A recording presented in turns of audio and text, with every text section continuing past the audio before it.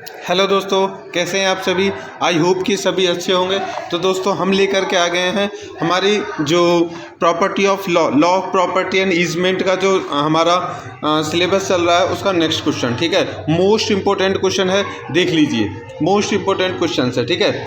ये शॉर्ट में आता है 10 नंबर का कि अजन्मे व्यक्ति को लाभ अंतरण से संबंधित विधि की विवेचना कीजिए। Discuss the law relating the transfer of the benefits of unborn person. मतलब कि जो अनबॉर्न पर्सन है, जो अभी जन्मा नहीं है, ठीक है, उसके लिए अगर किसी प्रॉपर्टी का अंतरण होता है तो उससे क्या लाभ हो सकता है और कैसे होता है, ये बताना है।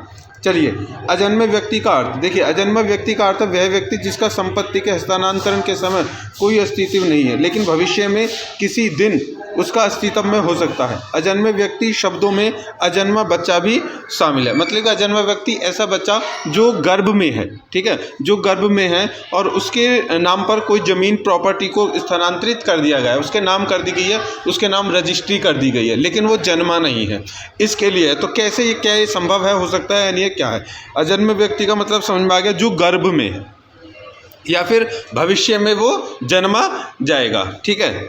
चलिए, तो हिंदू उत्तराधिकार अधिनियम के तहत अजन्मे बाल अधिकार, मतलब हिंदू जो लॉ है उसके अकॉर्डिंग है। देखिए, हिंदू उत्तराधिकार अधिनियम 1956 की धारा 20 एक अनजाने मतलब कि अजन्मे बच्चे के विशेषाधिकार का प्रबंधन करता है, न कि अजन्मे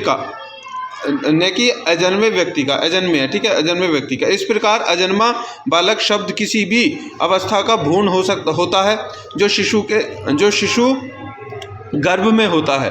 किसी अनजाने व्यक्ति की संपत्ति विशेषाधिकारों को प्रशासित किया जाता है यदि वह बच्चा जो उस व्यक्ति की मृत्यु के समय गर्भ में था, जो संपत्ति का रहस्योद्घाटन करना चाहता है, तो इस तरह से जीवित है, उसके पास प्राप्त करने के लिए एक समान अधिकार हो सकता है, ठीक है। यह घटना की संपत्ति के मालिक की मृत्यु से पहले उसका जन्म हुआ था और विरासत में ऐसे मामले में निहित माना जाना चाहिए जो निर्वसियत की मृत्यु की तारीख से प्रभावी हो। देखिए, जैसे कि कोई पिता है, ठीक है, कोई पिता है, उसका अभी में कोई अस्तित्व में कोई बच्चा नहीं है, लेकिन गर्भ में एक बच्चा है और वो उसकी मृत्यु हो जाती है, ठीक है। तो उसकी जो प्रॉपर्टी है, ठीक है, जो मतलब की जो प्रॉपर्टी है वो क्या हो जाए, उसके गर्भ में जो बच्चा है ना वो उसकी हो गई, ठीक है।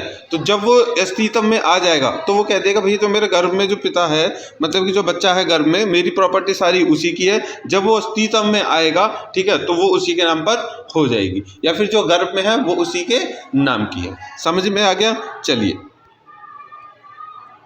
आगे है कि धारा 20 के अनुसार एक अजन्मा बालक जो प्रकट होता है वह तभी प्राप्त होगा जब देखिए, युवा को संपत्ति के मालिक की मृत्यु के मौसम में माना जाता था। बच्चे की कल्पना को जीवित रखा गया। मतलब कि जो युवा है तो वो तो कहते हैं भैया ये मर गया, ठीक है, लेकिन उसके बाद में जो उसका जो बच्चा उसके पत्नी के पेट में पल रहा होगा, ठीक है, वो उसके लिए सोचेंगे क्या कि बच्चे को कल्पना जीवित रखा है, ठीक है, इस समय। जैसे कि देखिए, सभी देय राशि को पूरा करने पर संपत्ति के मालिक की मृत्यु से पहले होने वाली घटना को अजन्मा बच्चे की संपत्ति में एक अलग तरह से व्याकुलता प्राप्त होगी।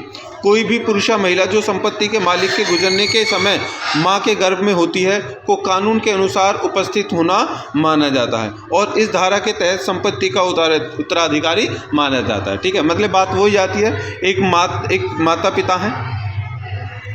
पिता हैं ये, ठीक है, तो उनकी मृत्यु हो जाती है, उसके पिता की हो जाती है मृत्यु, बच्चा है जो गर्भ में है, तो उसकी जो प्रॉपर्टी है, ठीक है, वो उस बच्चे को दे दी जाएगी जो गर्भ में है। क्यों? क्योंकि वो अब अस्तित्व में माना जाएगा। उस प्रॉपर्टी का मालिक कौन माना जाएगा? जो गर्भ में बालक का वो, ठीक है दोस्तों। चलिए, संपत्ति हस्तांतरण अधिनियम 1882 के तहत किसी भी संपत्ति चल या अचल को जन्मे बच्चे के पक्ष में वसीयत की जा सकती है।